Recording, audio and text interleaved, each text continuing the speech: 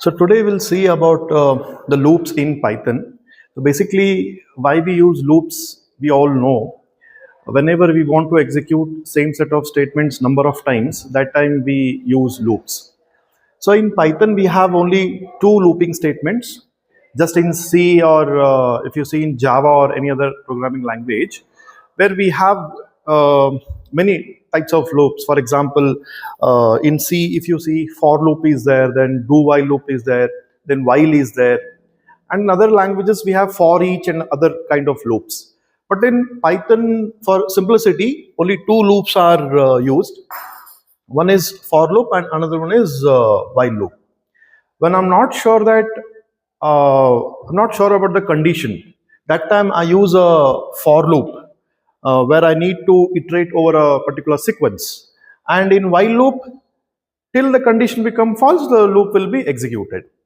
So in this for loop, if you see the syntax part, so here you can say for variable in sequence. So that is a syntax of for loop. And we know what the syntax is. It's a rules and regulation or a format to be followed when I'm using that particular statement. So this is syntax here for variable in sequence. So variable is basically a counter. We need one temporary variable. We need to start the loop, because without that we cannot start the loop. So this is what one variable we need to take. So my suggestion is always you should take the variable which is user friendly, which is easy to remember and easy to identify why we have started the loop or for what we have started the loop. Then in sequence means where I'm iterating. I have many sequences, like I have list, I have tuple, I have set, I have dictionary. So just like an array in other languages, what I call, I have a group of data, I have a list of a data where I need to iterate the loops. So here's few examples are there, one basic examples. Remaining we'll see other examples we'll see in the next session. So here the range operator is there, range function, which, so how we use loops in this one. If I say for I, so I is my variable. I is my variable, counter variable. So for I in range of 3. So the loop will, this statement, print I, this statement will execute how many times? 3 times, starting with 0, 0, 1, 2. So we have other options also when I'm using the range. We have other options like from where I'm starting and from where I'm stopping, and then how much gap it should take, the step, what we call step. So we can use a range for many other, have many format for that, but just for explanation, the basic explanation, today I have taken on the range. So for I in range 3. So if I write like this way, if I write for I in down, I write, you not supposed to write down actually, but just to explain I'm writing this. If I write 10, then what happens? 0 to 9 will be for 10 times it will be repeated. But if I'm printing a number in this case, so 0 to 9 will be printed, not 1. So there are several versions are there in the range. So we'll see later. So in this way, how I use a range in a for loop. Then same thing, if you see the fruits part, this is a list I call, just how we create array in other programming languages. Here you can say, so fruits is my a list where I have 3 elements, 3 data is stored. One is apple, banana and cherry. Syntax you can see here, square bracket and double quotes. We have given the data, separating with the column, with the comma. So this is what syntax we need to follow. And then what I need to do, for I'm iterating the loop in this data. So for fruit is my variable. Fruit is my variable in fruits. Fruits is my list where I'm iterating. So then I'm printing this fruit here.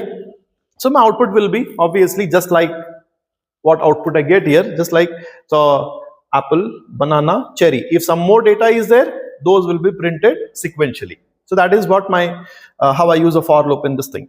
Similarly, if I'm iterating in a string, if I'm applying a loop in a string, that also it is very easy. For char in hello, the char is again a variable in that, and say print char. So this is what the individual character will be printed even if you give a string HELLO. So this is how I use a for loop. So basically, as I said, for loop is used to execute the same set of statements number of times. That times we use a for loop. In other sessions, we'll see different way I can use a for loop. Then another one, we have a while loop. Here the condition is important. What condition I put here, what condition I place here, till that condition become false, the loops keeps on executing. The set of statements keeps on executing. So two basic examples I have taken here. Basic while loop, where I need before starting a loop, always remember that you need to start a loop. You need to give a position to that particular variable. So I equal to 1, and then this condition I'm passing to the while loop. I less than equal to 5. So till I is less than 5, that particular condition keeps on executing. In for loop, we have in C programming language, we have stated there entry control loop and exit control loop. So basically, while is an entry control loop. Before entering only, the condition is checked. Before entering the loop, condition is checked. So that's what we are checking the condition here, whether the I is less than 5 or I is greater than 5. So here you can see the I is, now it's 1. So 1 is less than equal to 5 definitely. And then the particular code is, we have written the code printing the I.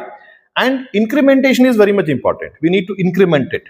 You increment now, in this case, it is incremented to 1. Only one step is incremented. I can write here 5 also. Or I can write any number 2 also. So whatever number you're writing, that many, depend on that, the loop will be executed. So this is one example. Then one more example, you can check the same thing, same example. Here I'm incrementing, here I'm decrementing. In both the cases, it is iteration. Iteration means same number of times I'm executing that particular code. Either you positive iterate or you negative iterate. Ultimately, I'm doing iteration only. So now in this case, while I greater than 0, yes, I is greater than 0 because I is 5 and it is printing, and then I'm decrementing it. So in both the cases, the loop is executing 5 times. 5 times, and here it's 4 times. Yes, because here I'm checking less than equal to, here I'm just checking greater than. So both are different. Less than equal to is different and less than is equal to different.